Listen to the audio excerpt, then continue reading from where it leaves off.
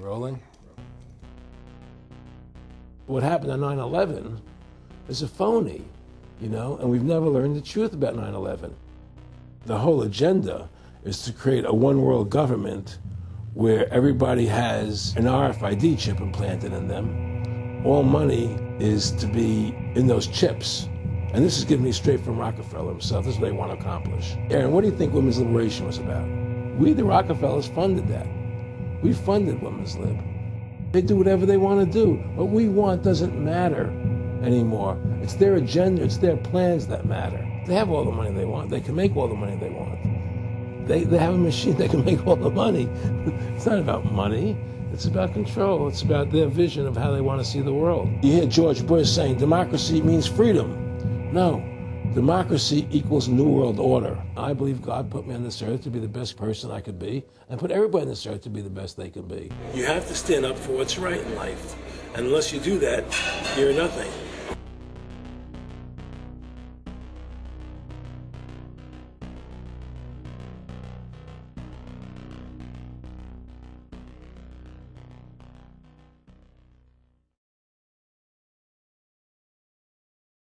Award-winning filmmaker turned freedom fighter, Aaron Russo was an amazing individual. He'd been battling cancer for more than 3.5 years when he began making America Freedom to Fascism, that he shot, directed, edited, pretty much on his own with just the help of a few people. An amazing individual. A long life of award-winning films, of hard work, and for standing up for the Bill of Rights and Constitution. When we first went and shot this interview, I put it out on the web for free. But parts of it have never been seen. So here today, you're going to have a chance to see the in-depth interview, the final interview with Aaron Russo. But his important work lives on. He made one of the definitive films exposing the elite that control this nation and the world, the private Federal Reserve. And the information he put out 2 years ago rings more true today than ever. And his film, America Freedom to Fascism, and Mad as Hell, and the other great works he did, just continue like ripples in a pond to light bushfires in the minds of men and women everywhere. So this film is dedicated to the one, the only, Aaron Russo. You rolling? I'm honored to be interviewed by Alex Jones, a truth seeker, fighting for justice in America. Nice charming, it's getting me all smiling. Aaron, when did you start to think something was wrong in the world, or start to find out about the whole banking cartel and the Federal Reserve System, the New World Order? Well, that was a progression of events. I've always been a very independent person, always believed in individuality, and that we were put on this earth to be unique individuals to fulfill our God-given potential, and that the only way to fulfill your potential is to be free, to find out who you are, and to make your errors, to make mistakes. And as I grew up, I began to realize more and more the government was inhibiting me in things that I wanted to do. And what happened, I was very successful in the ladies' lingerie business. I worked for my dad. He had a small undergarment business, and I created the first ladies' bikini panties back in 1963, actually. And then I opened up a nightclub in Chicago called the Electric Theater that opened up the day Martin Luther King was assassinated. All right, and so the city of Chicago was in flames the day my club opened, and nobody came out to the club. And well, what happened was that that was the year of the Democratic Convention in Chicago in '68, and so my club became a hangout for the hippies, and because they wanted to go to Chicago and protest what was going on. And I was having a concert at my club one night to raise money. And the police raided the nightclub, my club, for no reason at all. And I was standing outside in my office overlooking the street, and I saw all these paddy wagons pulling up in front of my club. And I was a 24-year-old kid. I had no experience at all, really. So what are these paddy wagons doing here? And then I saw all these cops getting out of the paddy wagons coming into my club. I said, oh my God, they're raiding me. And so I ran down to the stage, and I got on the stage, and I stopped the band from playing. And I said to the people in the audience, we're being raided, so sit down on the floor, cooperate, and pull out your identification and cooperate with the police. And as I said that, two of the cops from behind threw me onto the floor and grabbed me and started dragging me out of the club. I'm going, you know, victory, victory. You know, I'm playing it for all it was worth at the time. I was a kid. And then I saw the fire department there. And the fire department was dumping garbage cans, the garbage all over the floor. And I thought to myself, well, why are they doing that? You know, very quickly as they were dragging me out. And I didn't quite understand it. So they threw me into the paddy wagon. As I got into the paddy wagon, one of the cops grabbed my testicles from behind and squeezed. And I went into the paddy wagon in gigantic pain. And the next person that came into the paddy wagon, the cop, as he was stepping in, the cops took the billy club, smashed him on the head with it, and just split his skull, you know, for no reason. I mean, there was nothing wrong. So that was kind of your wake-up. That was my awakening. Like, what is going on? I thought this was America. So I initially blamed it on Chicago and Mayor Daley, thinking it was Chicago. And anyway, it was the headlines of the newspapers the next day. You know, there was my picture in the newspapers, the headlines, Electric Theater short-circuited, it was raided. And in the article, they went ahead and they said that the reason they raided the club was because the fire department came there and saw it was messy, full of garbage, and the hippies started attacking them, which was totally not true. Those dirty hippies? It was totally false. You know, it was a complete fabrication. So they ran a false flag on you. They framed you. Yeah, of course. You know, and I was in shock. I said, people lie like that? People actually do these things? I couldn't believe it. You know, it was an awakening to me. And I went on television. I told people on television that they lied. Nobody cared. Nobody cared what the truth was. You know, it was shocking to me. And then a week or 2 weeks later, I forget exactly what it was, two cops come to see me, a lieutenant and a sergeant, a captain and a sergeant.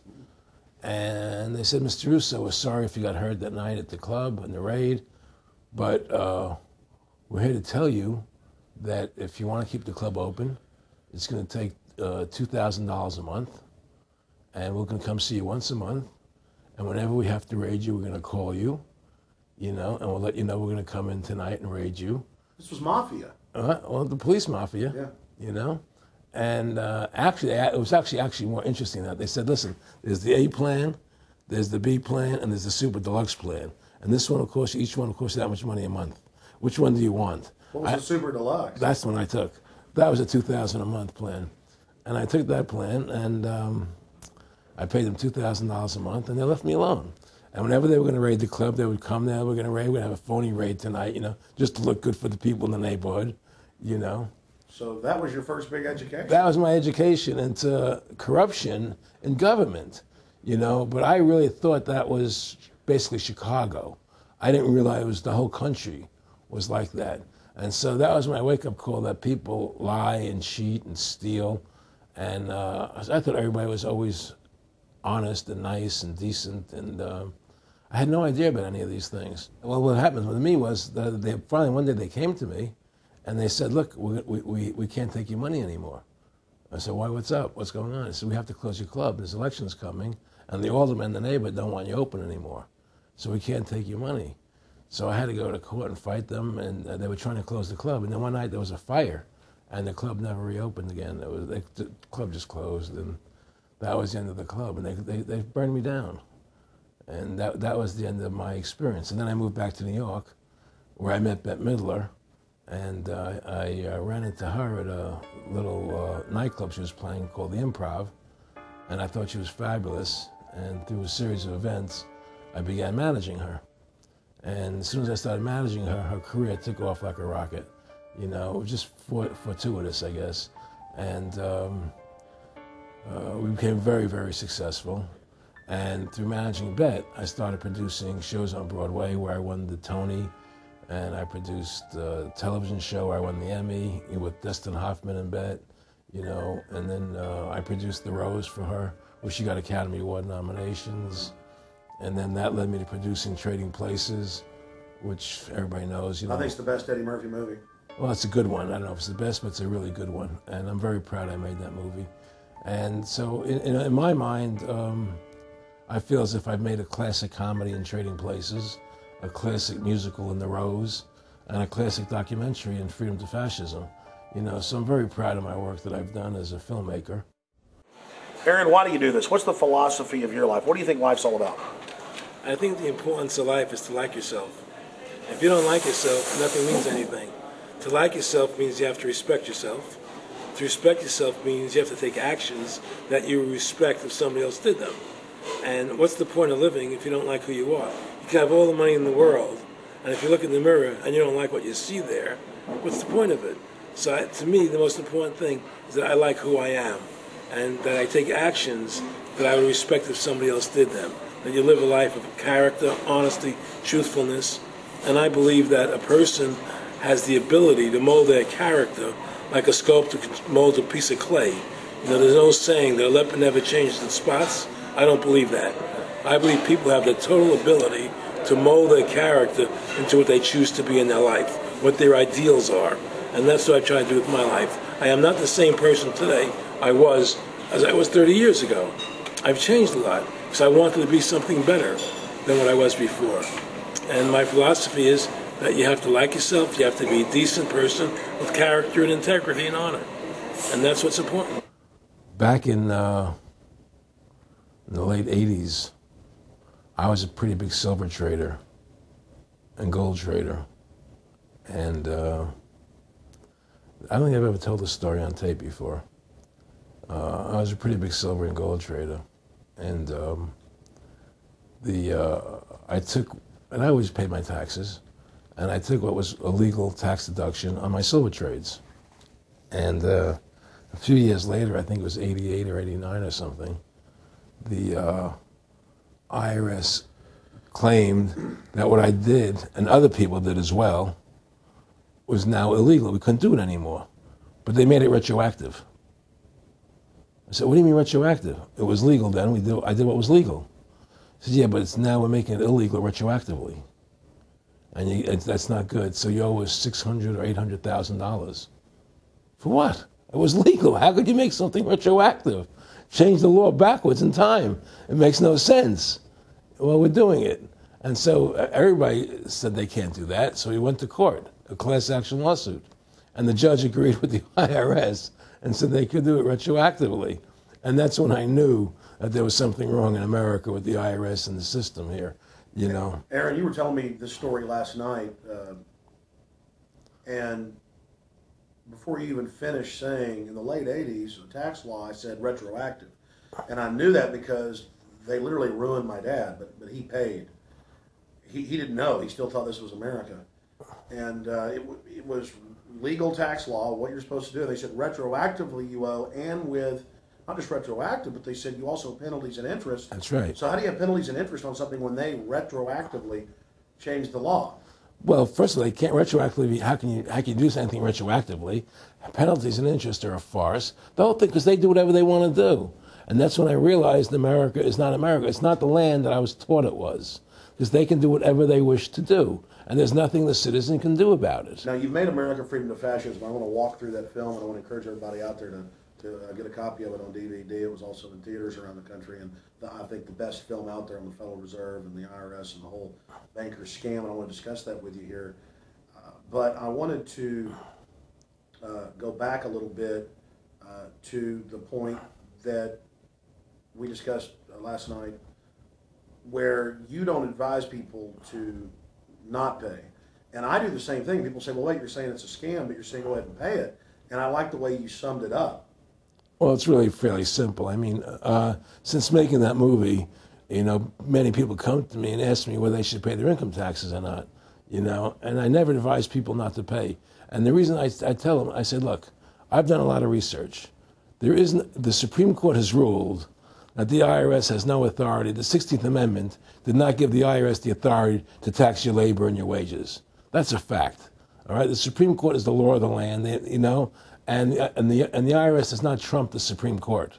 However, that being the case, the fact is, if the mafia would come to you and say, we want $2,000 a month or we're going to hurt you, I would not advise you not to pay them, because you may get hurt by not paying them. Whether it's legal or not doesn't necessarily matter. You're going to get hurt if you don't. It's the same thing with the IRS. they can hurt you. They can put you in jail. They can torture you. So if you don't pay them, you may get hurt. So I never advise people not to pay. You know, I tell people, yeah, pay your taxes. Look what happened to Congressman Hansen. Yeah, Congressman Hansen's a great example. Pay your taxes. But you know what?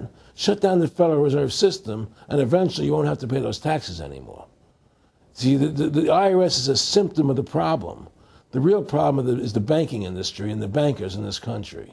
That's where the real problem lies. That's the root of our problem. That's why we've lost America, okay? So yeah, pay your taxes, because if you don't pay them, you might get hurt. And I've heard all the arguments, you know, what tax protesters say and so on and so forth. And I don't call them tax protesters. I call them the tax honesty movement, because they're being honest, you know, at least.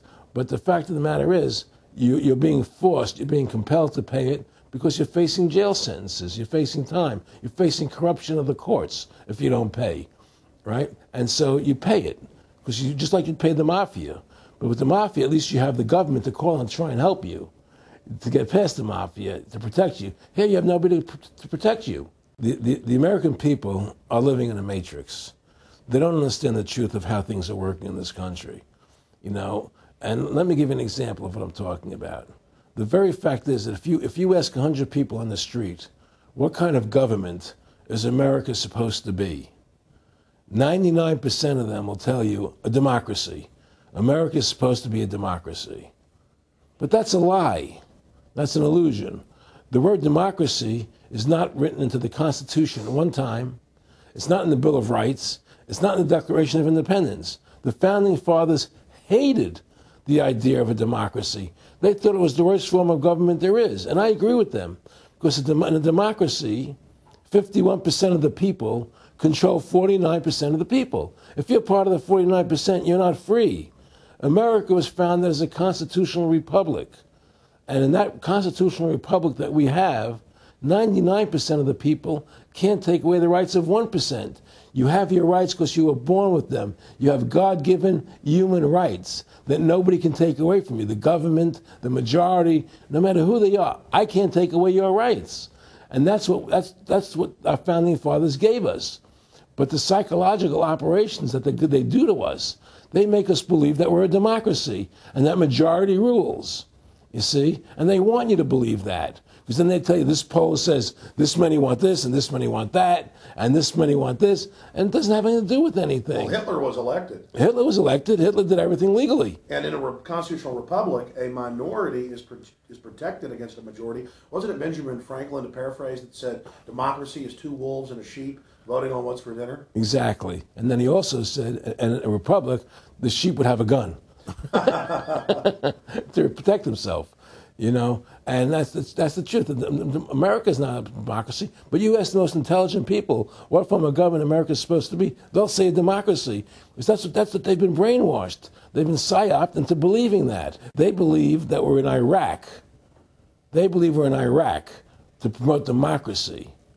The word democracy, you hear George Bush saying democracy means freedom. No, democracy equals New World Order. Democracy equals slavery. The word democracy is not synonymous with freedom. It's the opposite of freedom. Democracy is the worst form of government you can have because it's majority rule. And the government can tell you exactly what they want to tell you to do because the majority wants it. I don't care what the majority wants. I live my life as I choose. And if I don't commit violence, theft, or fraud against another human being, I can live my life as I wish. That's my choice. And if I'm allowed to make mistakes, because when you make mistakes, you learn from them. You grow as a human being. We're put on this earth to become the best individuals we can be, to fulfill our God-given potential, right? We're not here to put on this earth so that the government can tell us how to live our lives and what we must do. We put into these systems and these paradigms. No. The same thing in health. You know, if you're sick, you have to have a certain protocol. Nonsense. You know, be individuals, think for yourself, have critical thinking, you know. And so what's happened is that because they've taught everybody that we're a democracy, which is not true, now, so then in 1913, they bring the Federal Reserve System into being, right? And now you have this Federal Reserve System, which then in 1913 got the right to create money for the government, when before that the government created its own money. Now the government, when it needed money, had to borrow it from this private bank called the Federal Reserve, which is a private bank owned by individuals, incorporated in Delaware. And so what happens is now the government borrows money from them to fund the government. Then the government says, well, we have to pay these people interest. How are we going to pay them interest? Let's impose a tax on the labor of the American people, which never existed before, to pay the interest to the bankers. In fact, in 1980, Ronald Reagan said not one red cent of your income tax money goes to run the country. It all goes to the Federal Reserve. Well, it was the Grace Commission report that said that not one nickel goes to the infrastructure of the country. You know. I guess Reagan quoted that. Too, right. And so, but the point I'm trying to make is that by creating this Federal Reserve System, the government now became dependent on these private banks for money. And they started taxing us, you see. And so now what happens is that in 1935, I believe it was, Social Security started. And they gave you Social Security cards, said not to be used for identification, the Social Security number right on the card, right? And through Social Security, they started deducting money out of your paycheck. That was the first time they were ever could take money out of your paycheck, because people agreed to it because they thought it was going to their retirement fund. And so then when they instituted the income tax again, they started taking money out of your paycheck because Social Security could do it. And then they could do it again. You see what I'm saying? And so now they've even taken control of the tax payment itself. I mean, literally like you're a slave. They're Right. taking it right there when you make it. Exactly. They don't even trust the public enough to go send them and a pay it check. themselves, you know? Right. So they take it out automatically because they know people aren't going to want to pay it. So what's happened is that through the implementation of the Federal Reserve System, the government has become vested in these bankers, and they get their money from the bankers. And so then they impose a tax on us, which makes us more slaves, makes it more difficult for us to survive, right? Giving them more profits. And now what's happened is that through the Federal Reserve System, the bankers have pretty much taken control of our government. It doesn't matter Republican and Democrat anymore, because they're both the same. Neither one of them are talking about shutting down the Federal Reserve System or stopping the payment of taxes, you know, or any of the big issues that face Americans, right? So I had a friend, Nick Rockefeller, okay, who was one of the Rockefeller family, and he, when I was running for governor in Nevada, he came to me, introduced himself to me through an attorney, and we became friends. We started talking about things, and I learned an awful lot from Mr. Rockefeller. And one of the things that we used to talk about was the ultimate plan of the banking industry, what they wanted to accomplish. And the goals of the banking industry, not just the Federal Reserve System, but the private banks in Germany and England, all over Italy, all over the world, they all work together.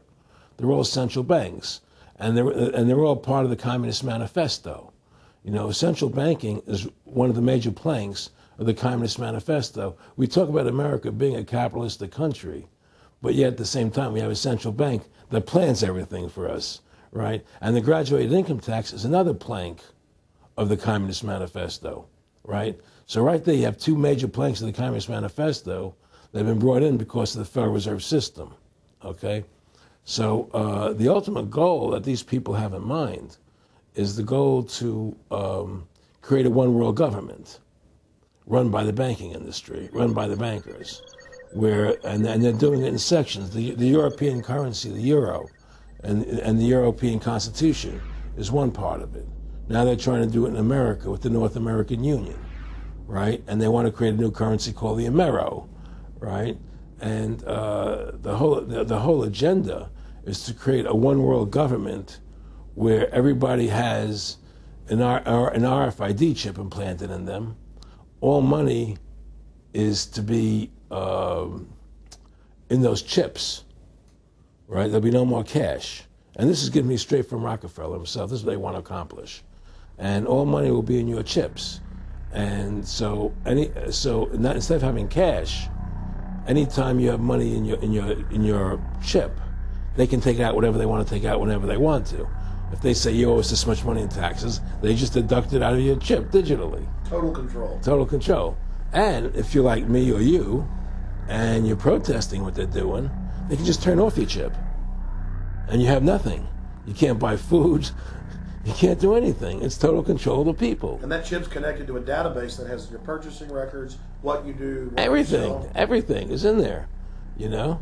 And so they want a one world government controlled by them, everybody being chipped, all your money in those chips, and they control the chips, and they control people. And you become a slave. You become a serf to these people. That's their goal. That's their intentions. More than a decade ago, I began getting secret government documents, and we published them, where the feds were training the local police and the military that gun owners, conservatives, people that made frequent references to the U.S. Constitution were terrorists. That's a quote.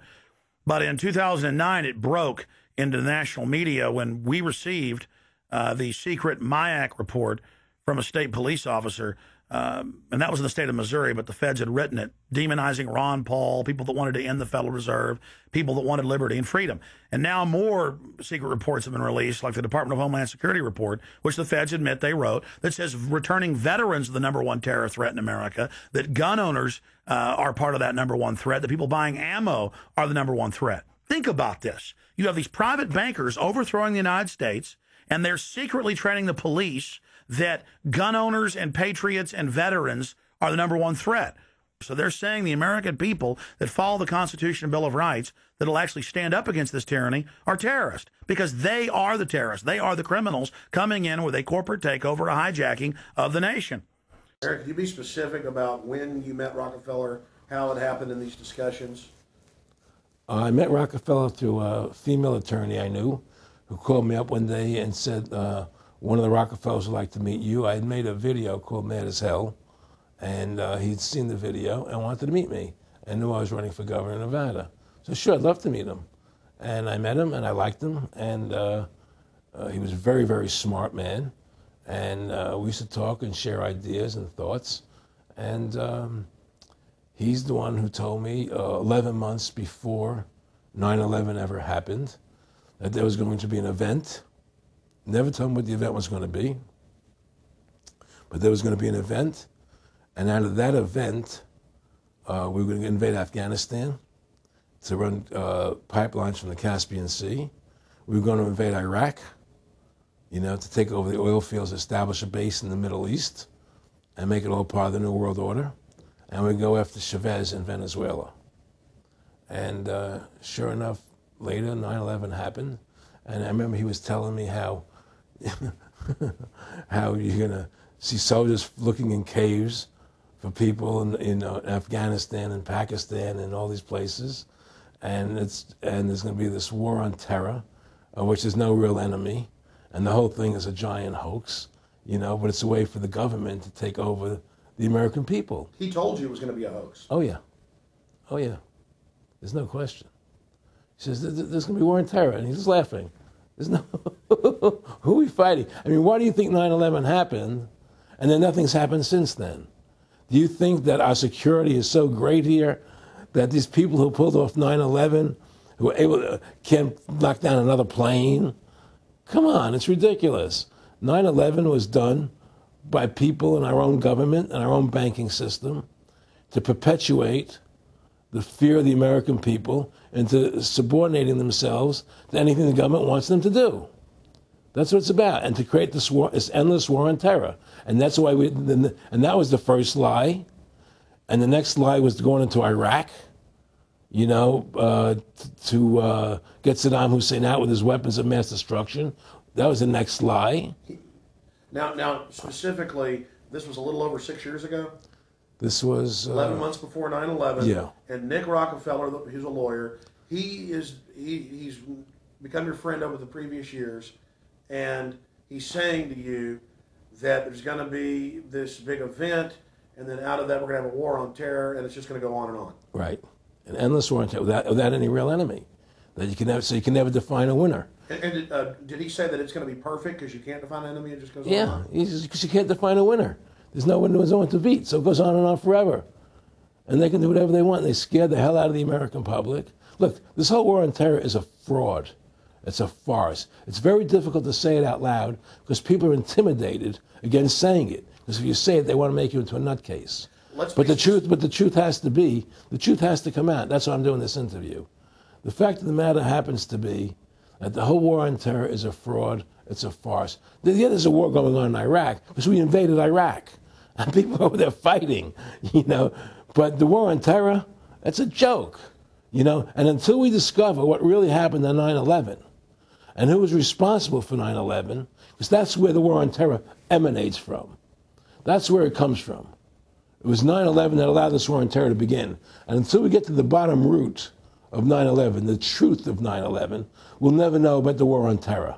Aaron, you said that he was, and I think it's important, and I know this about the Rockefellers from Dr. Dennis Cuddy and many others who literally, you'll be 20 years old in a lunch line at college, and no, it was David Rockefeller. And here's here. I mean, they're experts at recruiting and getting what they call players, and that clearly he was.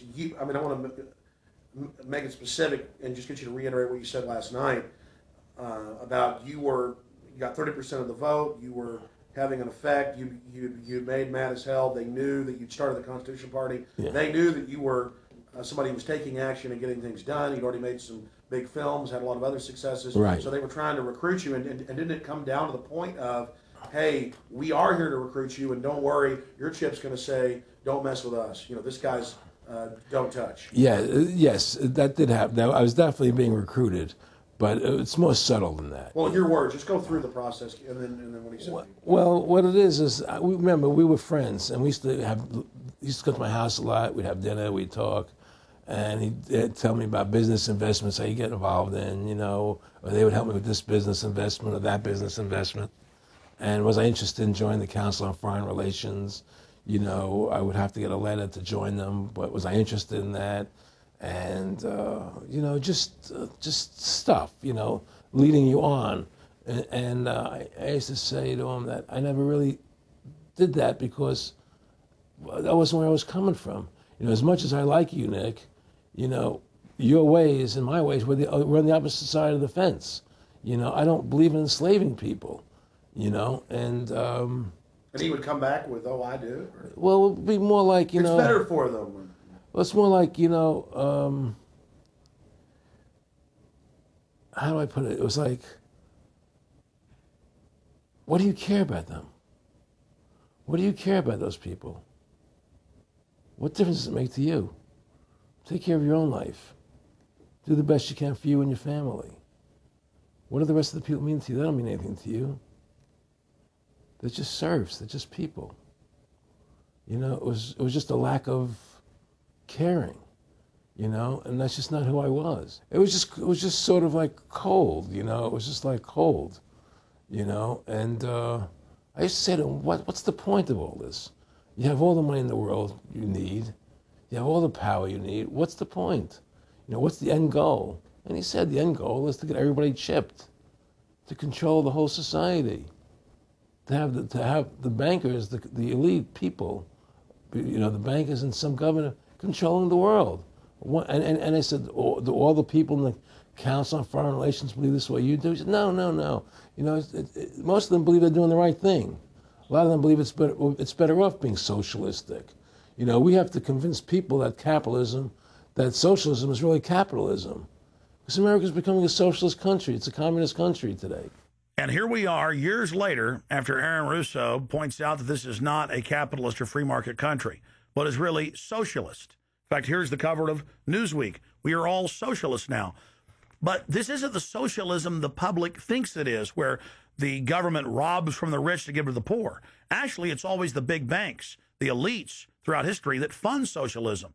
They want to use the middle class's money to basically domesticate the working class and expand the size of government so it can basically, in the end game, eradicate the middle class and have a giant submass of uneducated slaves who have no chance of ever rebelling against the tyranny, and a tiny elite in control of it all. And that is the very nature of this New World Order system. They are using big government to strangle competition, to take control of the people, to break up the family, to basically set up a global plantation or neo-feudalist state.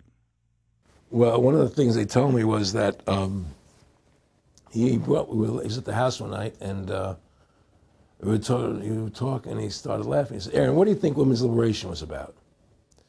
And I said, I had pretty conventional thinking about it at that point. I said, I think it's about women having the right to work, getting equal pay with men, just like they won the right to vote, you know? And he started to laugh. He said, "You're an idiot."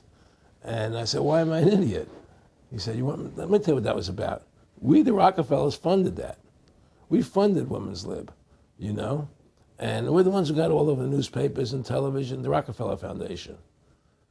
He says, "And you want to know why?" He says, "There were two primary reasons." And they were, one reason was we couldn't tax half the population before women's lib. And the second reason was now we get the kids in school at an early age. We can indoctrinate the kids how to think. It breaks up the family. The kids start looking at the state as the family, as the school, as the officials, as their family, not as the parents teaching them. And so those are the two primary reasons for women's lib, which I thought up to that point was a noble thing. You know, when I saw their intentions behind it, where they were coming from when they created it, the thought of it, I saw the evil behind what I thought was a noble venture. Aaron, did you know that Gloria Steinem, in one of her own books, now admits the CIA funded Miss Magazine? No, I had no idea about that. No, I never heard that. Yeah, we're going to... CIA funded Miss Magazine? Funded Miss Magazine with the stated goal of taxing women and breaking up the family. No kidding. I never heard that. Well, Nick told me. I mean, I know it, but not because I know the CIA was involved in it. Well, Gloria Steinem was proud of it. Oh, the CIA wanted to help me help women. No kidding. So they funded it, yeah. And of course, it's divide and conquer. Right, and of course. What they do is they focus in, obviously, on real problems. Women were getting shafted in many ways, but the elite wasn't planning to help them. They were planning to really shaft them and take men away from them. Look at what they did with black families. You only had about 10% illegitimacy 50 years ago in black communities, and now it's over 90%. And look at welfare. We're going to give you some money, but you can't have a man in the house. Right. And so that was further to degrade the family. Totally destroyed. And now illegitimacy is over 50% in the general population. Right. Well, see, the whole thing is these people control the money, so they make all the rules. You understand? And they put whatever rules they want into effect. And the truth is, America has really become a socialist, communistic country. And everybody says it's a capitalistic country. It's not a capitalistic country. You know, how can it be capitalistic when you have a central bank? That's the first. It can't be. You know, it's a planned economy. It's a planned economy. It's a phony. If they want to create prosperity, they just print dollars. They just make dollars or put digits into the economy, and now you have prosperity. You don't have real prosperity. You don't have real manufacturing. You just have money being injected in. It's an infusion of credit, which only makes the government go into more debt. Into more debt. The Federal Reserve is poison to our country.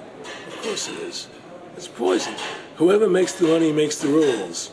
Rothschild said that, and they make the money. Why are we allowing these private bankers to make the money for our country? It makes no sense. Why are we paying interest to these banks to make money for us when the government can do it itself without paying interest and without all that debt?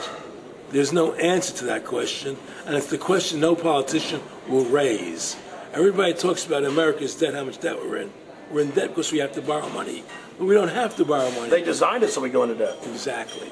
We can create the money and back it by gold so they can't create too much of it. So you don't have the inflation. And do what the founding fathers gave us. But instead, the bankers make the money, they control the government, they buy the politicians, they tell us who gets into office. You have computer voting, that's a fraud. They do whatever they want to do to us. They do whatever they want to do to us, and it has to stop.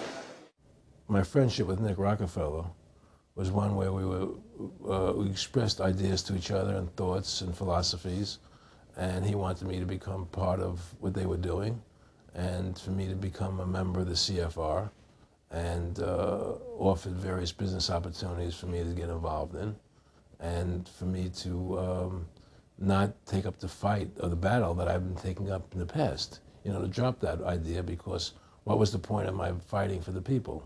I was a guy who was very successful in the movie business, and I saw the truth of what was happening. I tried to express it to the people, And rather than having me express it to the people, they wanted me to join their side because I was a mover and a shaker. And rather than me opposing them, to join them.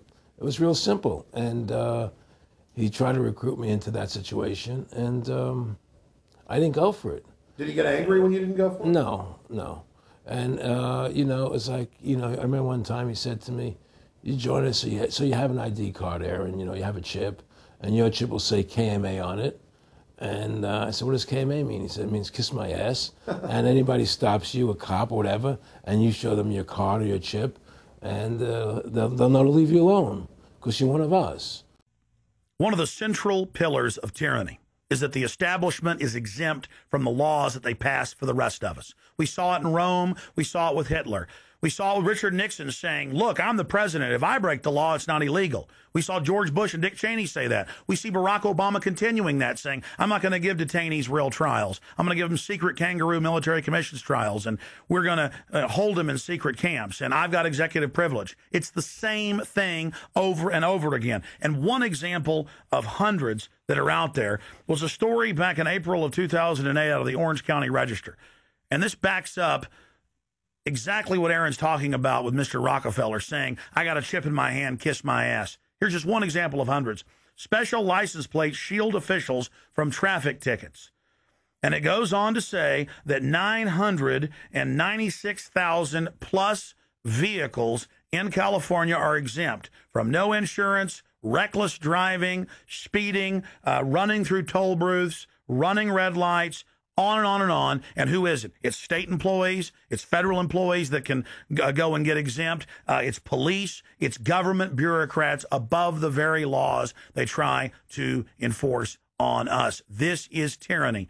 And so literally all over the nation, they've tried to pass it in Texas but failed. They want it where the police are above the law, where the government officials are above the law, where they have immunity, where they can't be prosecuted for crimes. Congress exempts itself from most of the tax laws and other laws that they put on the rest of us. They're exempt from Social Security, and they get a pension that pays out on average 5 times what citizens get.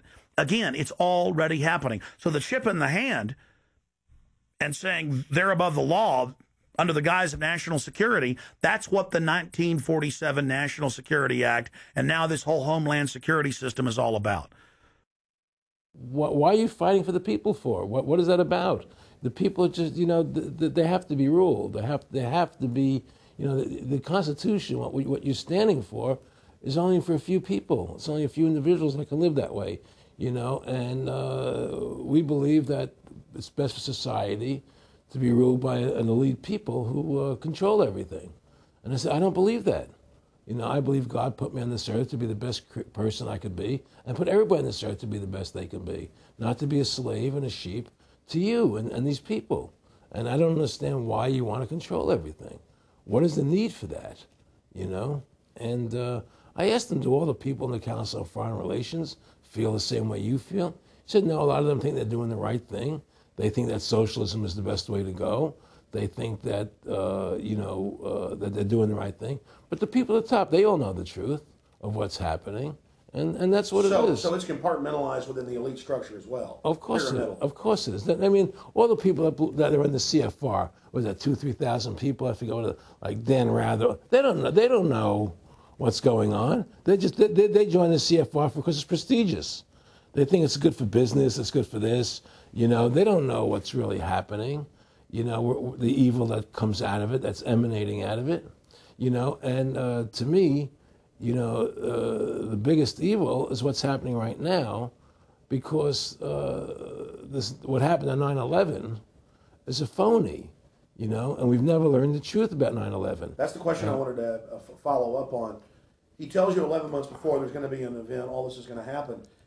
What did you think on the morning of 9/11? Where were you, and did you think about Nick Rockefeller and what he had told you when you saw those towers fall? No, I was actually in Tahiti when 9/11 happened, and I got a call from my son, and my son said the Twin Towers, they were just attacked and they were falling down or something. So what are you talking? I was in Tahiti, I was asleep, and he said, yeah, they were hit by a plane, da da da da. And so where I lived, where I was in Tahiti, there was no television, so I had to run the other side of the island to a hotel where they had, and it was all on television, you know, and that's when I first saw the stuff on TV about it. And I didn't immediately equate it to Nick, you know, but when I realized that we're going to go into Afghanistan, Iraq, and as that developed, I realized what it was. How could there be a war on terror and actually say that we're having a war against terrorism and leave the borders wide open? If you were the President of the United States, or I were the President of the United States, and 9/11 really happened the way they want us to believe it happened, the first thing you would do is shut down the borders so people couldn't get in the country to harm you. But they left the borders wide open because the bankers want the borders open because they want a one-world government. They want a North American Union. They don't want borders here. The 9/11 was only a manifestation. It was done to create a fear in the American public, right? So that we will obey what they want us to do. And take Richard Reed, the shoe bomber. Here's a guy who was 6'6", ugly as could be. I heard he smelled. Okay, he sits in coach on a plane, lighting matches to put his shoe on fire, surrounded by people. It's idiotic. If you were going to blow up a plane, you go into the bathroom, you close the door, and you put your shoe on fire. You're not going to sit there surrounded by people lighting matches on a no-smoking flight. They want you to believe this nonsense. It's ridiculous. 7/7's come out now, and the majority of the British people think it's an inside job, and all the evidence points towards it being an inside job. Yeah, I mean, what happened in London? Yes. All this is nonsense. It's just keep people in fear. It's this endless war on terrorism that doesn't really exist, so people will submit to whatever the government wants them to submit to. Searches, check your shoes, have ID cards, put chips in you, you know, where you become servants to the elite. That's what this is all about, you know? Restore America's republic to what it's supposed to be, get the bankers out of our government, get the bankers out of our government. Government should stop borrowing money from the banks. Government should make its own money, restore the republic, individual freedoms. That's what this country's about. And until we do that, we're gonna be slaves. I mean, to me, I see people like Bill O'Reilly on television, right? And I see how much they control the media. Like there's this girl on Bill O'Reilly the other night from an organization saying the world can't wait. And this girl was spot on. Everything she was saying was the truth. And all Bill O'Reilly could do was call her a lunatic. He couldn't challenge the facts. They just call people names. They can't, and until we just find that, look, this world, we're heading into a world of danger, possible nuclear wars, you know, because the banking industry is trying to take over the world. 9/11 is the beginning of the war on terror. That war on terror is leading us into Iraq, which is the next lie. So you had the lie of 9/11, how that happened. Nobody knows how Building 7 came down. Okay, we know 9/11 was a fraud. The American people don't know it, but more and more of them are believing it. Okay, so that was the first lie. Besides the inception, I'm not going back to the inception of the Federal Reserve, that original lie. But 9/11 was the first lie in this present state we're in. 9/11 is the kickoff of the war against the American people and the people of the world. 9/11 was a phony. It's a fraud. It didn't happen the way they told us it happened. Now, because of 9/11, we then had the authority to go into Afghanistan and Iraq. Iraq didn't have weapons of mass destruction. Okay? So that was the next lie. Now they're talking about going into Iran. Now, how would you feel if you were Iran and you had this big, powerful country, America, go into your next door neighbor, take over their oil fields, right? Wouldn't you be worried that what they were going to do to you? Of course you're going to be worried. But the people of America don't think about it from Iran's point of view. They think about it from our point of view. So now we're going to send more troops into Iraq and keep building up because they want Iraq and the Middle East to become part of the New World Order. And Iraq was using, Saddam wanted to start using euros instead of dollars, right? He was messing up their whole consumption. Iran wants to start using euros instead of dollars. They have. Okay? So I'm saying what they're trying to do is preserve their power. And one lie leads to the next lie, leads to the next lie. And until you get to the root cause of 9/11, which is supposedly the war on terror, we'll never solve our problems here. Should we send more troops into Iraq? Should we not send more troops into Iraq? Well, the truth is, The fact is that it all goes back to this war on terror. Where did 9/11 come from? That's the root cause of everything. And until we have a full investigation, find out why Building 7 fell down, why they shipped all the steel out of America so quickly, from the buildings, why all the things that don't make any sense about 9/11, until we find out why it really happened, we'll never understand why there's a war on terror. And we'll never be able to prove that the war on terror is a phony. Nick and I discussed many things. One of the things we discussed, or he brought up in conversation, was reducing world population, and felt that there were too many people in the world. In a way, I agree. There are too many people in the world, but I don't think I have the authority to say who's going to die and who's not going to die, But they felt that they wanted to reduce world population, and he felt that it should be reduced by half. He even mentioned to me once they were having a real problem trying to solve the Israel-Palestinian problem. And he talked to me once about they were playing with the idea of bringing Israel to Arizona, and taking all the people from Israel and giving everybody $1 million and setting up Israel in the state of Arizona. Unbelievable. Just to end that problem, because that's a problem that they're not in charge of, in a sense. They're not controlling that problem. They're very arrogant. They can do whatever they want to do. We've given these people the authority to create money out of thin air, and through that device, they control everything. And if you want to win the battle to stop that, you have to deny them the ability to create money. It's only because they can make money that they have all this power. They literally have the money machines. They have the money machines. They can print it. They can do whatever they want to do. They own everything. Aaron, we take over pretty quick. If we were the guys that issued the money, everybody had to come give us real assets for the use of this money we just printed up. People. I tell people, why in the world does the American government borrow money from the banks when they have the ability to create it themselves without borrowing it and paying interest on it? Why? And nobody can answer that question. Not one politician ever raises that. Why does the American government borrow money when they can create it without paying interest? Well, we did create it up until 1913. And so people say, well, because if the American government does it, it'll create inflation. That's the answer. I say, well, let's look at it. The American government has the Federal Reserve do it, which creates the same inflation as if they did it. But also with the inflation, now you're getting massive debt. So with the Federal Reserve, you have inflation and debt. Now, if the American government made the money, backed by gold, which limited the amount they could make, you wouldn't have debt and you wouldn't have inflation. But inflation was only about 50% from the 1780s, I've looked it up, until the late 1800s. And then we had the central banks already trying to cause some panics, which they then used to push the Federal Reserve. And if we look at inflation since 1913 into 2007, it's exponential. In fact, $1 is worth about 2 pennies what it was worth in 1913. Former Federal Reserve Chairman Alan Greenspan doubled the money supply from 2000 to 2006.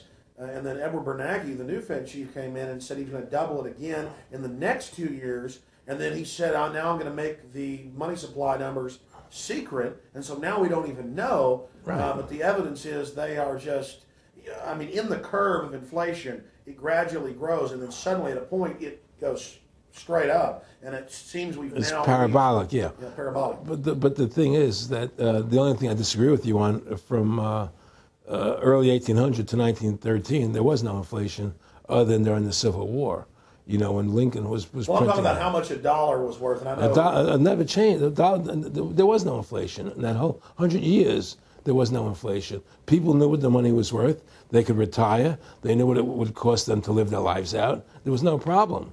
It was only since 1913, when the Fed came in, that we created massive inflation and massive debt. So then what you said earlier, then there really wasn't inflation. There was no inflation. So you don't get inflation when the government issues the money, at least in the U.S. history. Well, not if it's backed by gold. Well, exactly. But I'm talking about, and I did look this up, and I believe that if you look after the country was set up, and some of the things that happened with Andrew Jackson and the rest of it, there were points where it spiked and there were manipulations. There were points, mostly during the Civil War. Yeah. And that's because Lincoln printed so much money. Exactly. That's right. But once that ended, but basically there was no inflation other than that during that short period of time. I mean, a loaf of bread was a loaf. Of course, the same thing. People could plan their lives. Today, they planned inflation. Now you have two parents working.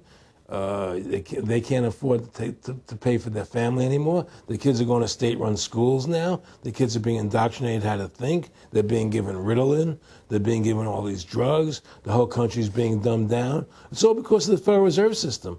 And the Federal Reserve System and these bankers are responsible for the demise of America.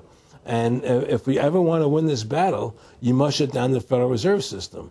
And we must shut down these bankers and restore sound money to this country. Will you talk a little bit about some of the families that own the private Federal Reserve, the stock in it? And I mean, obviously, you say you're not a big expert on Bilderberg Group, but you talk about how it's the same system worldwide. It is the same families. They meet and kind of set the policy each year, and then it goes to the Royal Institute of International Affairs in England, it goes to the CFR in the U.S., and then these are their management bodies where they wield control, really the de facto Congresses over the nation. So, I mean, I would like to get you to speak some about the families that own and run the Federal Reserve, and if you can connect it into these other international bodies. Well, I can't speak to those families because I can only speak about, what I know for fact. Everything else is speculation, and I don't like to speculate. I know about Rockefeller because I was friends with him. We talked about it, and I can tell you firsthand. What did Rockefeller tell you about the Federal Reserve and their family owning part of it? Well, he said the New York Fed is the main controlling interest of the Federal Reserve System. They control the bulk of it. So the New York Fed is really the Federal Reserve System. Even though there's 12 different banks, it's run by the New York Fed. And the New York Fed is basically the Federal Reserve System. So who's ever running the New York Fed is where, and the families that control it, control the New York Fed. And they're the main engine behind the Federal Reserve System. And that's a wing of the Bank of England. Well, the Bank of England and the Federal Reserve are partners, and the Bank of England is a private bank, and so is the Bundesbank in Germany, and the bank of all the banks of the G8 countries are all private banks. They're private central banks. And look, what happened in Europe? Didn't Europe vote down the European Constitution? Yes. They're still doing it. Didn't they vote down the Euro? They're still doing it. They don't care what the people vote. They do whatever they want to do. What we want doesn't matter anymore. It's their agenda, it's their plans that matter. Isn't that prima facie evidence of a tyranny?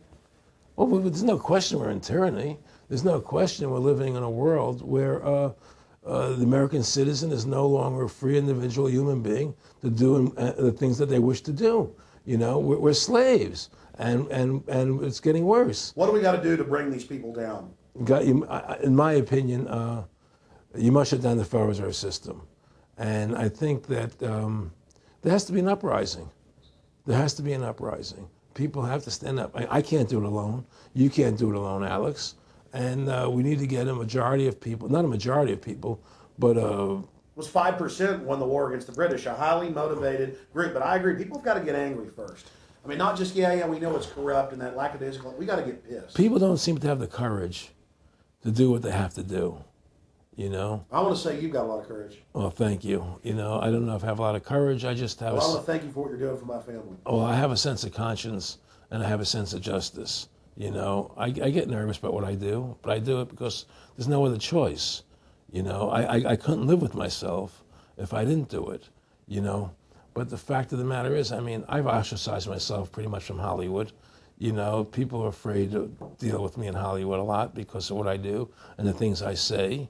I don't go along with routines. A lot of people in Hollywood know the truth. They're not willing to stand up and speak about it. I know many of them have seen my movie, and they know I'm right, and they won't talk about it because everybody's afraid. Everybody's afraid because they think that this money they get, these Federal Reserve notes, are really money, and they think they have a comfortable lifestyle, and they're afraid of change. They're afraid to stand up for what's right. And until people are willing to stand up and have the courage to do what they need to do, it's not going to change. And hopefully, what you're doing, what I'm doing, what other people like us are doing, can affect the change, that people will stand up and say, hey, I've had enough. The thing is, we have one advantage. That they need us to cooperate. See, if we don't cooperate with them, they can't win. And so they always need our cooperation to go along with their programs. So they try to sell us. Right. They try to sell us. Democracy, this majority says this, believe in this, do that. The war on terror, we got to be scared. They're always trying to do things to sell us so that we'll go along with them.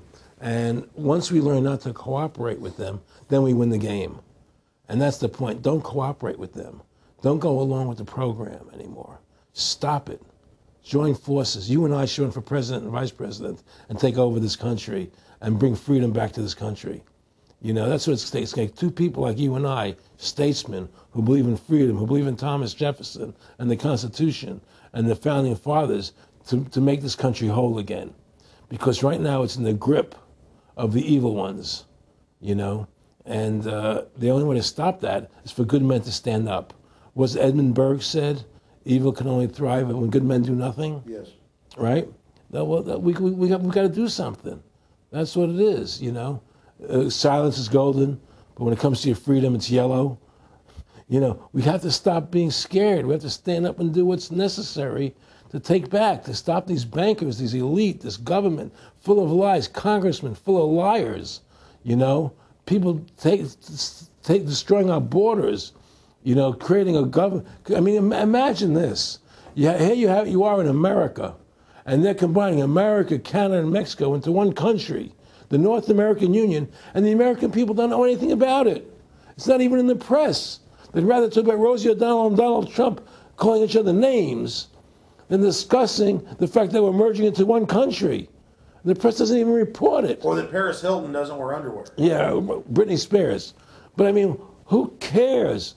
I mean, the fact of the matter happens to be that tells you how controlled the media is. Here you are combining America, Canada, and Mexico into one country, and you don't see it in the press. Unless maybe it's Lou Dobbs. You don't see it in the press.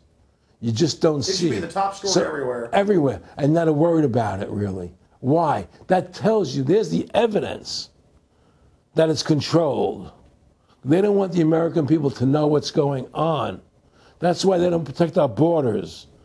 That's why we're losing our Constitution, the very document that secures our freedoms. There is a rising tide against it. There is a rising tide, but we have to mobilize. We have to mobilize. And we have to get all the good people of this country to stand together and say, I'm not going to take it anymore. Well, I think if you analyze the situation, and if you realize that since the Federal Reserve has come into being in 1913, illegally, without a constitutional amendment, by bribing a few senators during Christmas vacation, they turned over the most important power that the American government has, the creation and issuance of money, to a private bank. Through that private bank issuing money, they have destroyed this country. They have destroyed the purchasing power of the money in this country. They've created social programs that are destroying this country. Thanks to the work of Aaron Russo and Ron Paul and many others, folks are starting to find out who the real enemy is. Offshore private banking corporations that have engaged in a hostile corporate takeover of the United States and almost every other nation on the planet. And the private Federal Reserve is their beachhead here in the United States. Ron Paul has introduced H.R. 1207 that at time of taping has over 87 sponsors, just to audit the private Federal Reserve that arrogantly says it's above all U.S. laws and above all three branches of government and that no law enforcement can investigate them. I mean, how asinine is that? How above the law is that? How ridiculous is that? Everybody else gets audited. Nobody else is above the law but them, this group of plutocrats, this group of polycentric bankers that are setting up this neo-feudal world system. Now, they've taken over our government, both Republicans and Democrats. There's no difference anymore between the two parties. They control both parties. It doesn't matter to them which one wins, because who's ever running for president will be someone they anoint, okay? Whether it's Hillary Clinton or John McCain running for president next year, they're going to be people that are going to do what they want them to do. And the fact of the matter happens to be that you can't win an election unless you have enough money to win. They make sure who gets the money. The most important point is they control both parties. And the public continues to only focus in on the distraction of the left puppet and the right puppet instead of looking at the puppet masters. In fact, more and more of this is coming out. Top Senate Democrats, bankers own the U.S. Congress. Senator Dick Durbin on Chicago radio station last week blurted out an obvious truth about Congress. This is from Salon, that despite being blindly obvious, it is rarely spoken. And, quote, the banks, hard to believe in a time when we're facing a banking crisis, that many of the banks created are still the most powerful lobby on Capitol Hill. And frankly, they own the place. So there is one of the most powerful Democrats in the country, top Senate Democrat, saying bankers own the U.S. Congress. It's true. Let's admit it. Let's stop debating the two puppets they put out in front of us, the liberal puppet, the conservative puppet, and then every time we wake up to one of the puppets, they just replace it with another puppet. Let's look past the puppets to the puppet master above them that's controlling the puppets. That's all Aaron Russo and myself and Ron Paul and so many other people are saying. Let's get back to a culture of liberty versus tyranny, not this left-right diversion. You know, when folks are sick of Obama in 4 to 8 years, they're going to put a Republican in, and they'll put out different rhetoric, but carry out the same operation. Because as the top Senate Democrats said, the bankers own the place, even though they engineered the crisis. And make no mistake, they did engineer it by design. Their own documents, their own IMF and World Bank documents admit that. And out of this crisis, they're setting up the new Bank of the World, according to Time Magazine and Newsweek and the Wall Street Journal and just hundreds of publications with headlines like, and now for world government, and the Financial Times of London. They create the crisis and then say, okay, our Ponzi scheme's falling apart and bankrupting you. Give us $12.8 trillion in the first 6 months of the banker bailout. And now they say, we'll set up a Bank of the World you pay your carbon taxes to, and private bankers will rule your life, and we'll pay private greenhouse gas carbon taxes to two firms owned by Al Gore, and this is publicly admitted. I mean, this is how bad the scamming is getting. And we've got to wake up. We've got to say no. We've got to get angry and get in the face of the New World Order. Again, the private offshore bankers own America. They own both parties, but they get you in a rah-rah, Coke versus Pepsi, Redskins versus Cowboys, fight. And you get in this little political fight as followers instead of looking past that to the actual global elite and what they're setting up. So through these bankers attempting to taking over America, knowing that America was the freest nation in the world, it was necessary for them to take over America, take away our gun rights of freedom to bear arms, and create a country where we become slaves. Because once they take over America, the rest of the world becomes a lot easier for them. And so by creating 9/11, an event to terrify the American people that were being attacked by terrorists, you create a world where there's an enemy that can never be pinpointed. You can never win the battle. It's a 100-year war. It's a never-ending war on terrorism, right? So you're always fighting this war. And through the war on terrorism, which is the 9/11, which is the first lie, then you create the war on terrorism, which is the next lie. Then you create the war in Iraq for weapons of mass destruction, which is the next lie. And it's one lie to the next lie to the next lie. Now it's going to be Iran, the next lie, sending more troops and a surge into Iraq. Think about what Aaron Russo is saying here. The war on terror is a war on the American people and the people of the world. You see, the elites always sell the public on tyranny by attacking a minority that's unliked first, or the outsider. Oh, we're just getting rid of the Bill of Rights and Constitution, having secret arrest and FEMA camps and the Military Commissions Act for foreigners. It's just for them. And now the federal government has been caught saying that gun owners, conservatives, people buying ammunition, they've been caught saying that returning veterans are the #1 threat to Homeland Security. And in a way, that's true. People that know about the Bill of Rights and Constitution and know that our country is being taken over and hijacked by foreign banks, I guess they are the threat to the criminals that have done this. That's all the New World Order is a private corporate takeover of the nation states, of the governments of the world.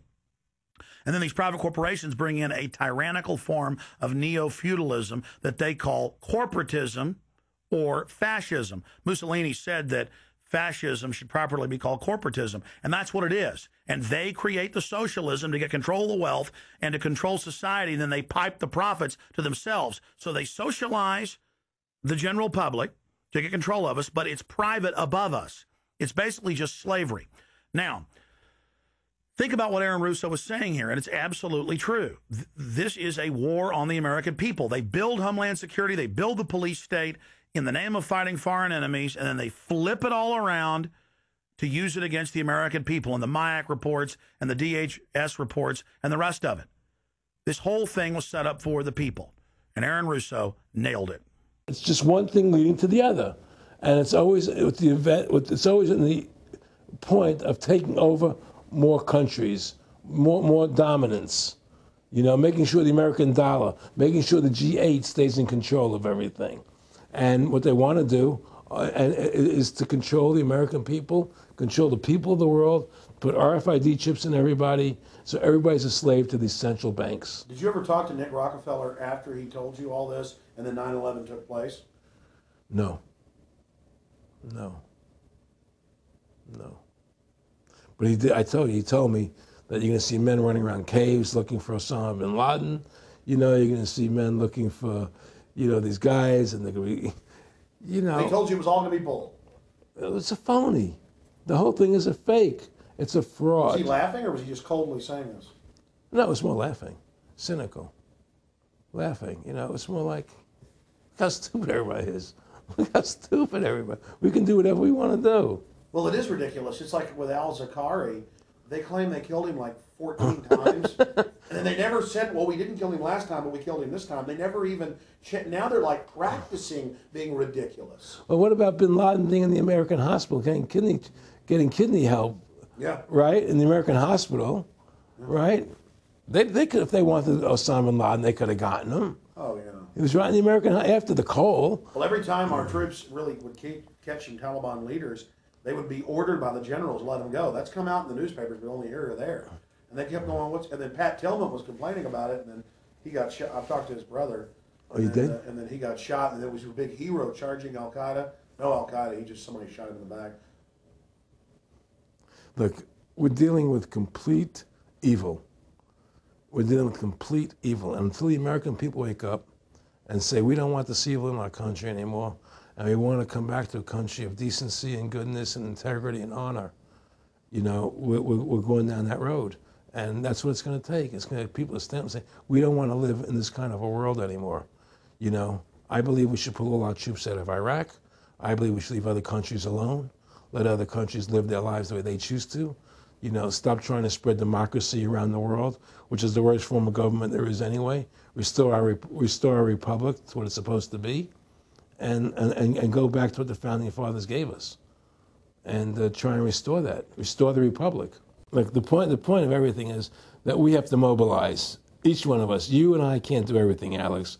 You and I may be leaders. We may be out there, and people listen to us, what we have to say, and follow us. But the truth of the matter happens to be, it takes all Americans to stand together, to stand tall, to mobilize and say, we're not going to take this anymore. I'm mad as hell. I'm not going to take it anymore. We're going to stand up and fight the battle. And you and I can't do this alone. We're just leaders of the thing. But other people have to join in with us and stand side by side, shoulder to shoulder, and say, I'm not going to take it anymore.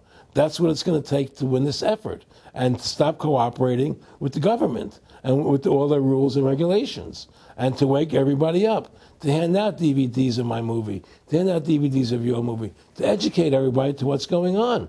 Well, if you don't fight the corruption and you don't stand up for what's right in life, you're going to end up being a serf and a slave, and you're leaving your children a world that you wouldn't want to live in yourself. So how can you, in decency, behave that way? You have to stand up for what's right in life. And unless you do that, you're nothing. Well, freedom and liberty is what people really want, you know, and it's time to stop the duplicity of the government from lying to us.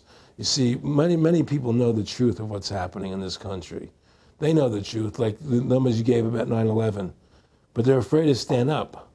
People have to find their courage and stand up and say, I'm not going to take this anymore. I know the truth, you know. And it's like they create a situation where if you tell the truth, you're considered a lunatic.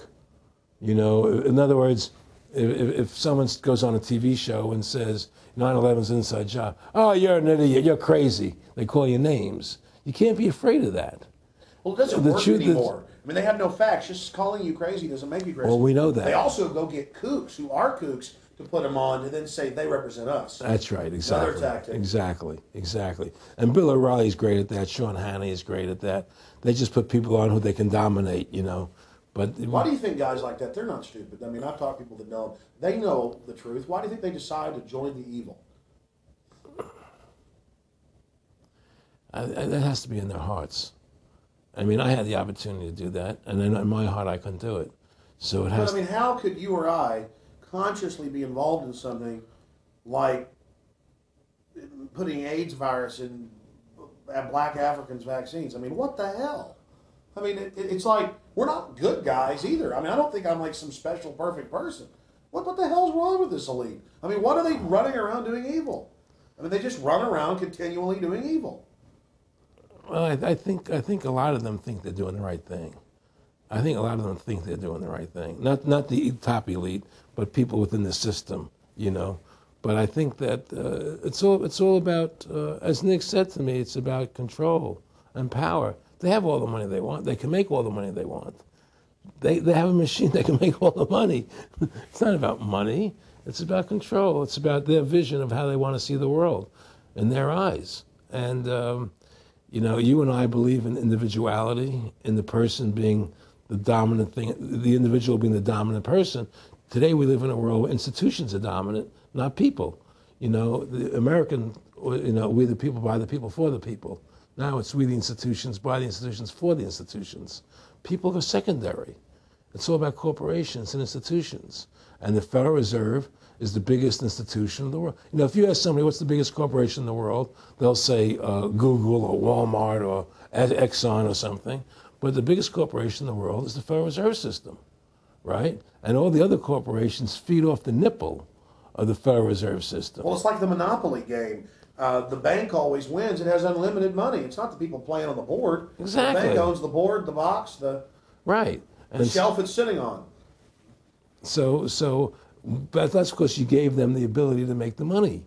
You have to take that away from them. We need to take the bank away from the private bankers. Exactly. You have to take the creation of money away from the private bankers, and you'll solve 95% of your problems. Well, I mean, look at America. 10% growth rates every year like China's having right now. The U.S. had 10% growth rates until the Federal Reserve took over. And then if you look at that, it all starts really going downhill from there. Well, they destroyed the American worker. What they've done, here's what's happened. The Federal Reserve has created this massive inflation in America, which means that the American worker has to keep making more money to keep up with the cost of living. The more money they make to keep with the cost of living, the less competitive they become in the world economy. So now what happens is we have to pay our workers so much to keep up with the cost of living. Say, well, screw the American worker. Let's go overseas now and get the cheap labor. But really, that's a war being waged against the middle class. Of course the bankers print the money.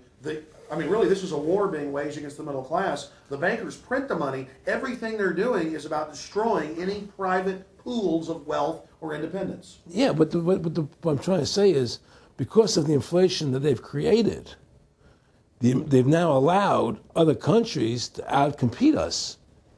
You see, because other countries don't have to pay as much money as we have to pay here to our workers to survive. Yes.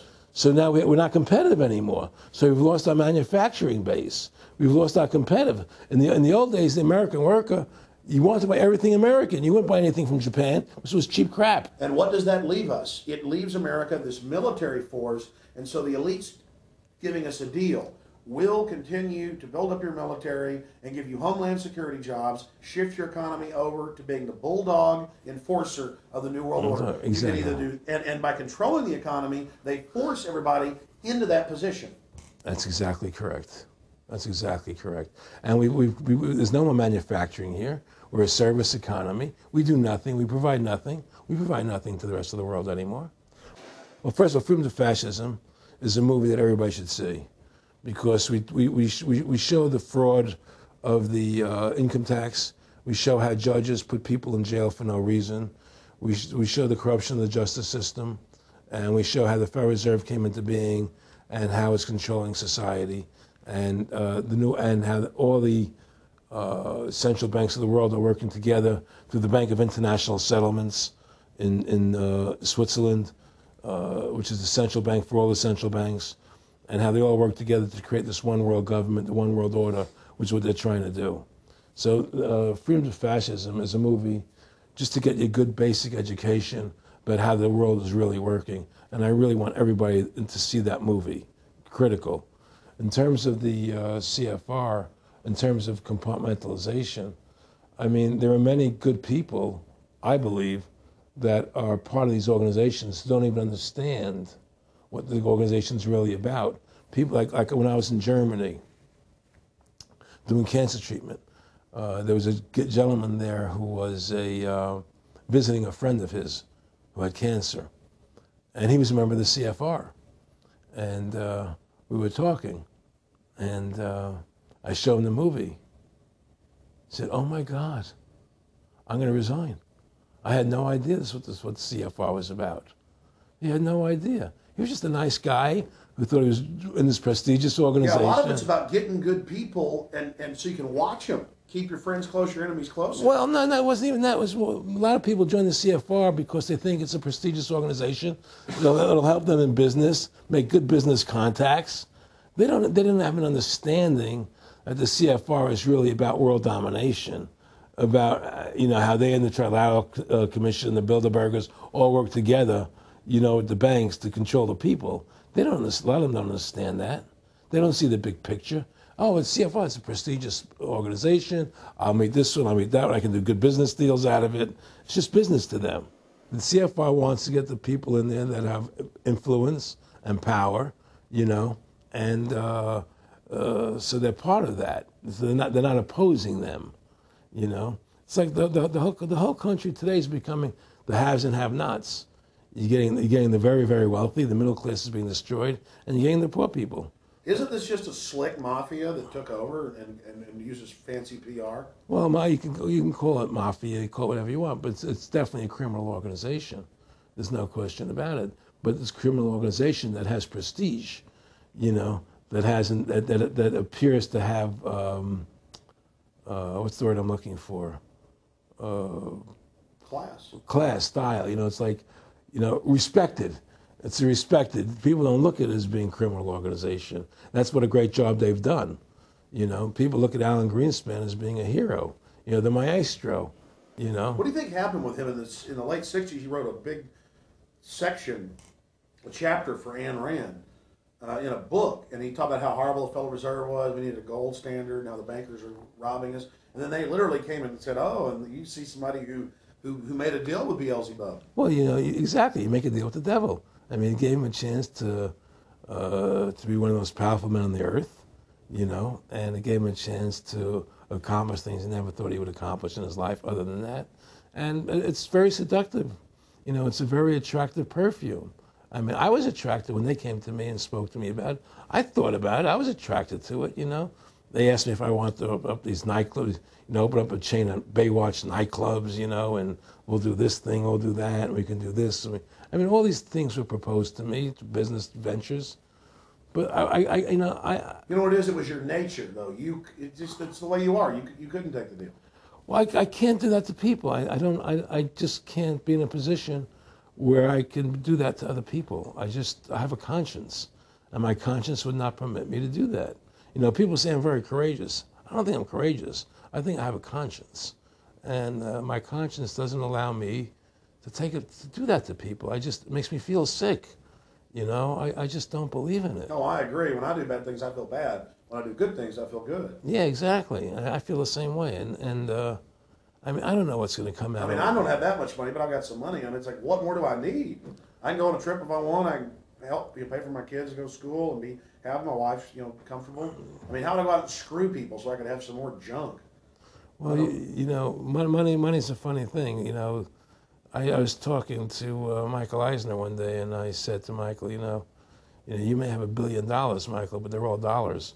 If the dollar goes bad, how much money are you going to have? you know, and that's the thing, you know. You know, everything is denominated in dollars. Everybody thinks in terms of dollars, but the dollar has no value.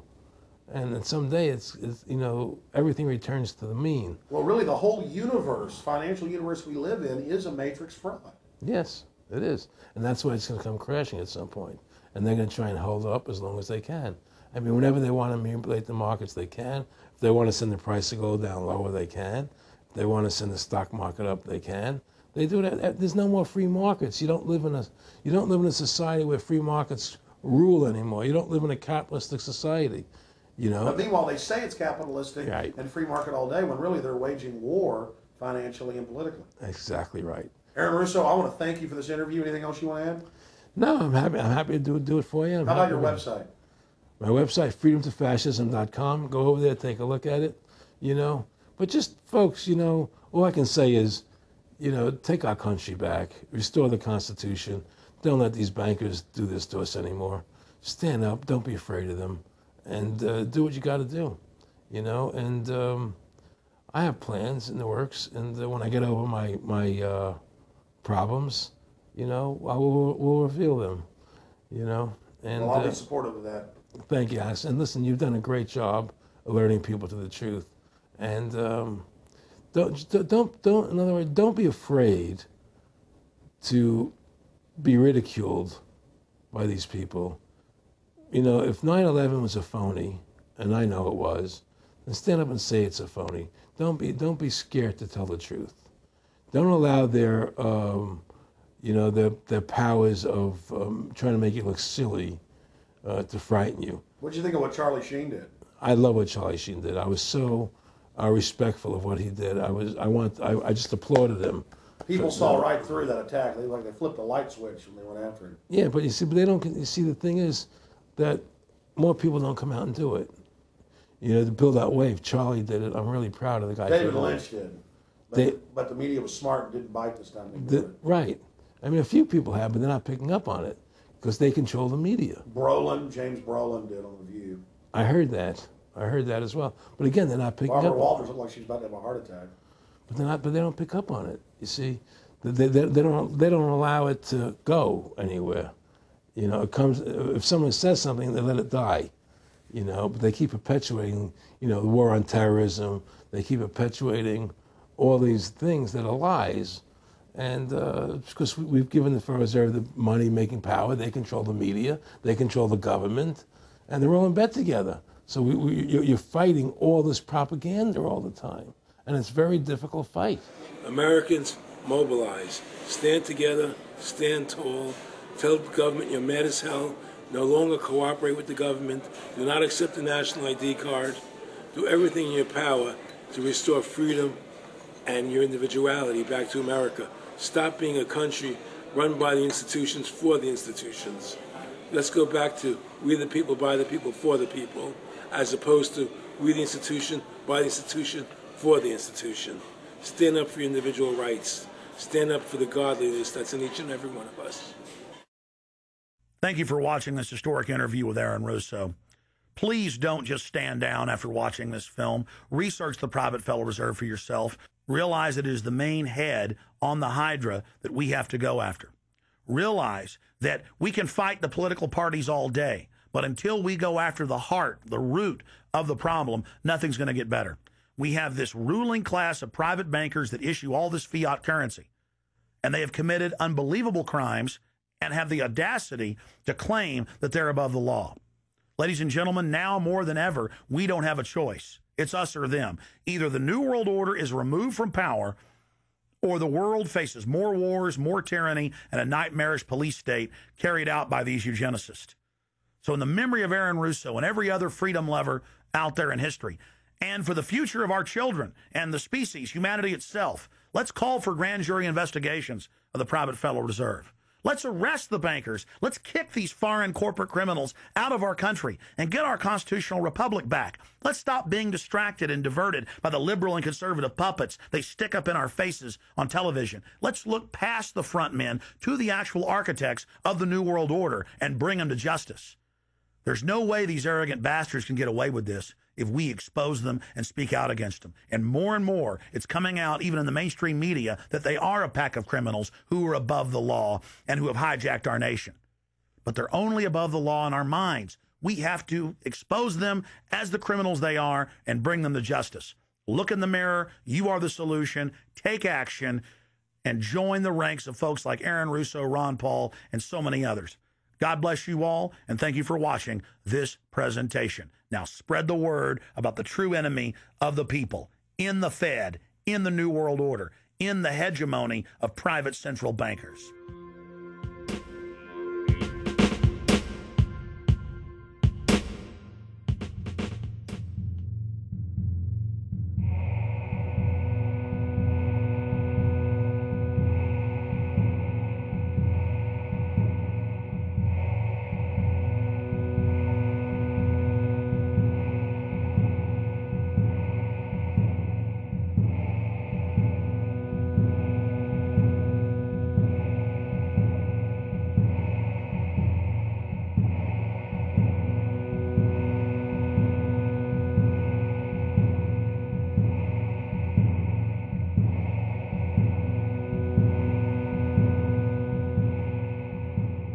It is a big idea, a new world order.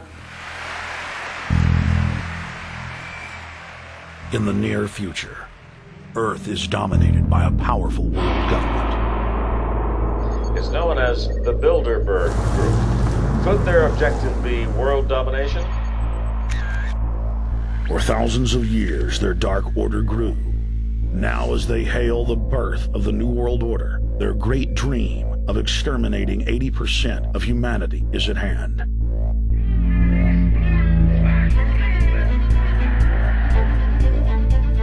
For the first time in history, the elite's plan for world government is blown wide open. You will learn the secret that drives the entire New World Order agenda. Bilderberg is making great progress toward a world government, and only an educated, informed public can stop them in their tracks. Alex, it's Chalabi, eh? For the first time, all the pieces have been put together. The dots have been connected, and the picture is crystal clear. Earth's ruling elite believe they have discovered the fountain of youth. But before they can attain it, 80% of us must die. A psychopathic technocracy is establishing world government so there can be no escape from their plan.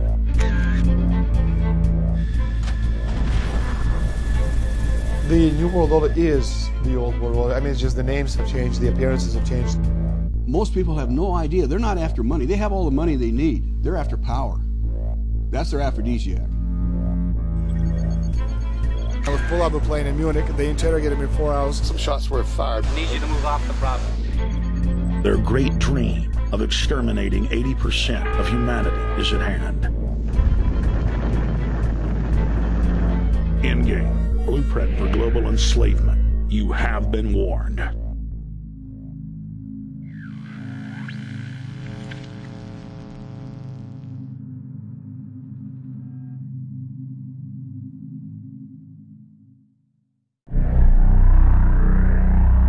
Obama is notoriously a liar. We need to go to where the real architecture of government is, and it's not in a president. Wall Street has hijacked Washington in broad daylight.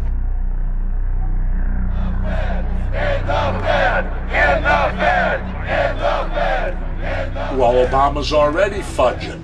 He's fudged since day one in this election. The elite are using Obama to pacify the public so they can usher in the North American Union by stealth, launch a new Cold War, and continue the occupation of Iraq and Afghanistan.